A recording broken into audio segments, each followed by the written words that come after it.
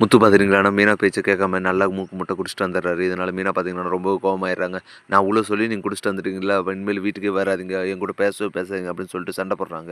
ஏன் மீனா இப்படி பண்ணுறேன், நான் சும்மா லைட்டாக தான் குடித்தேன், அவன் 2 வருஷம் கழிச்சு தான் வருவான், அதனால தான் சின்ன பார்ட்டி மாதிரி கொடுத்தான், நான் தான் முன்னாடியே சொன்னேன் இல்லை அப்படின்னு சொல்ல, நான் அதுக்கு தான் குடிக்க வேணாம்னு சொன்னேன், நீயும் குடிக்காரன், உங்கள் ஃப்ரெண்ட்ஸ் எல்லாருமே குடிக்காரு கூட சேர்ந்து அப்படி தான் குடிப்பீங்க அப்படின்னு சொல்கிறாங்க.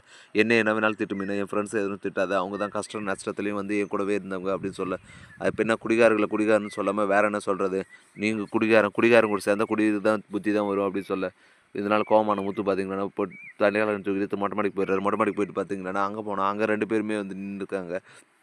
என்னடா என்னதான் நான் தான் மீனா கூட சண்டை போட்டு வந்தேன்னு பார்த்தேன், நீங்களும் வந்து சண்டை போட்டு வந்துட்டீங்களா அப்படின்னு சொல்ல, இந்த பொண்டாட்டிக்கெல்லாம் ஏன்டா இப்படி இருக்கிறாங்க, எப்போ பாரு புருஷங்காரங்க கூட சண்டை போட்டே இருக்காங்க, அவன் என்னடானா ஃபோன் எடுக்கலன்னு சொல்லி சண்டை போடுறான், இவன் என்னடானா ஏன்டா எங்கிட்ட உண்மையாக மறைச்சேன்னு சொல்லி கேட்டால் அதுக்கு சண்டை போடுறான், இவன் குடிச்சிட்டு வந்ததுக்கு சண்டை போடுறான், இப்படி ஆளுக்கு ஒரு காரணம் சொல்லிட்டு இருந்தால் எப்படிடா நம்ம அப்படின்னு சொல்ல, ஏன் தான் இப்படி பொண்டாட்டிகள் அப்படி இருக்கிறாங்களோ, நம்ம என்னதான் புருஷன்கார் நல்லதே செஞ்சாலுமே வந்துட்டு அதில் கொத்தங்கன் முடியத்துலேயே தப்பு குறியா இருக்காங்க, அவங்க தப்பு பண்ணியிருந்தாலுமே வந்து நாமளே காலில் விழணும் அப்படின்னு சொல்லி நினைக்கிறாங்க அப்படின்னு சொல்ல, முத்து வந்துட்டு இது எல்லா வீட்லேயும் நடக்கிறது தான், என்னதான் பொண்டாட்டிக்கு தப்பானாலுமே வந்து புருஷன் தான் வந்து காலில் விழணும்னு நினைப்பாங்க, அப்படி பண்ணால் தான் வந்துட்டு பொண்டாட்டிகளுக்கு ரொம்ப சந்தோஷமாக இருக்கும் அப்படின்னு சொல்ல, சரி என்னமோ நான்லாம் போய் பண்ணி கேட்க மாட்டேன் அப்படின்னு சொல்லிட்டு பார்த்தீங்கன்னா 3 பேரும் அங்கேயே படுத்து தூங்கிடுறாங்க. மறுநாள் காலைல பார்த்துட்டீங்கன்னா இறங்கி கீழே போகிறாங்க. ஆனால் அண்ணாமலை இருந்துட்டு, ஏன்டா நீங்கள் 3 பேர் மேலே படுத்துருந்தீங்க அப்படி சொல்ல, இல்லைப்பா சும்மா வேண்டுதல் அதனால தான் நாங்கள் 3 பேரும் மேலே படுத்துட்டு இருந்தோம் அப்படி சொல்ல, இல்லை மாமா அப்படியெல்லாம் ஒன்றும் இல்லை, அவங்க 3 பேரும் வந்துட்டு எல்லாரும் கூட சண்டை போட்டு போய் படுத்துட்டு இருக்காங்க அப்படின்னு சொல்ல, ஆளுக்கு ஒரு காரணம் சொல்கிறாங்க. அதுக்கு அண்ணாமலை இருந்துட்டு, ஏம்மா இதுக்கெல்லாம் கூட சும்மா பணியில் போய் அவங்கள படுக்க விட்டீங்க,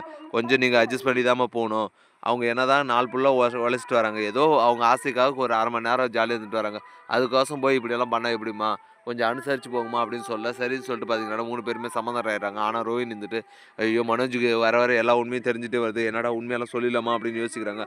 ஆனால் இன்னொரு மனசு என்ன சொல்லுதுன்னா, இப்படி உண்மையெல்லாம் சொல்லிட்டு அப்புறம் நம்மள வீட்டை விட்டு இருக்க மாட்டான், மனோஜ் எப்படிப்பட்டவன், அவங்க அம்மாவுக்கு தான் சப்போர்ட் பண்ணுவான், அப்புறம் நம்மளை கழுத்தை பிடிச்சி வெளியே தள்ளிடுவாங்க, நம்ம நடுரோல தான் நிற்கணும், என்னதான் இருந்தாலும் நம்ம ஆசைப்பட்டு அமைச்சுக்கிட்ட வாழ்க்கை இது, நம்ம கெடுத்துக்கூடாது, அது தெரியும்போது பார்த்துக்கலாம், அதுக்கு முன்னாடி நம்ம என்ன பண்ண முடியுமோ எல்லாம் பண்ணி வைக்கலாம் அப்படின்னு சொல்லிட்டு பார்த்தீங்கன்னா ரோஹினி அவர் நேராக வாடகை கட்ட போகிறாங்க. வாடகை போயிட்டு, ஏன் இனிமேல் வாடகை கொடுக்கலன்னா வந்துட்டு எனக்கு காலெல்லாம் பண்ணாதீங்க, எங்கள் அம்மாவுக்கு கால் பண்ணுங்க அப்படின்னு சொல்லிட்டு அவங்க அம்மா நம்பர் கொடுத்துட்டு வராங்க.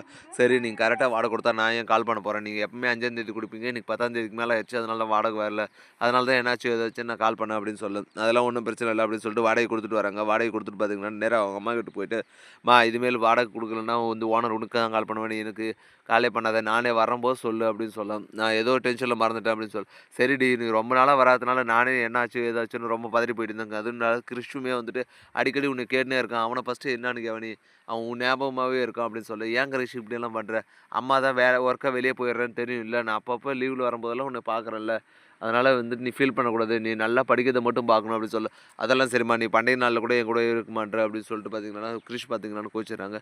ஒரு வழியாக ரோஹினி பார்த்தீங்கன்னா அது இது சொல்லி சமாதானப்படுத்திட்டு, சரி சந்தோஷமா இரு நான் வீட்டுக்கு போயிட்டு வரேன் அப்புறம்னு சொல்லிட்டு ரோஹினி பார்த்தீங்கன்னா அங்கே வந்து கிளம்பிடுறாங்க. கிளம்பி பார்த்தீங்கன்னா வீட்டுக்கு போயிடுறாங்க. மறுநாள் காலைல பார்த்தீங்கன்னா மனோஜோட இது ரெஸ்டாரண்ட்டில் பார்த்தீங்கன்னா அது ஈவெண்ட் எல்லாம் நடக்குது. அதனால பார்த்தீங்கன்னா முத்து, ரோஹினி, சித்துன்னு சொல்லிட்டு எல்லாருமே வந்து கூப்பிட்டு போகிறாங்க. கூப்பிட்டு போயிட்டு பார்த்தீங்கன்னா, டேய் ஹோட்டலில் ஃபங்க்ஷன்லாம் நடக்குது, நீங்களும் வந்து கலந்துக்கங்க அப்படின்னு சொல்ல, அங்கே போயிட்டு பார்த்தீங்கன்னா எல்லாருமே வந்துட்டு ஃபங்க்ஷனில் கலந்துட்டு ஜாலியாக சந்தோஷமாக சிரிச்சு பேசிட்டு இருக்காங்க. இப்படி தான் வரப்போகிற எபிசோடு வந்து போகுது. அடுத்து என்னென்னலாம் இன்ட்ரெஸ்டிங்காக நடக்க போகுதுன்ற அடுத்தடுத்த வீடியோவில் அப்லோட் பண்ணுறேன். மேலும் இது போன்ற இன்ட்ரெஸ்டிங்கான வீடியோ பார்க்க மறக்காம நம்ம சேனலை சப்ஸ்கிரைப் பண்ணுறேங்க. கூட பெல் பட்டன் அழுத்துங்க. அப்போ தான் நான் போகிற ஒவ்வொரு வீடியோ உங்களுக்கு நோட்டிஃபிகேஷன் வரும். தேங்க்யூ.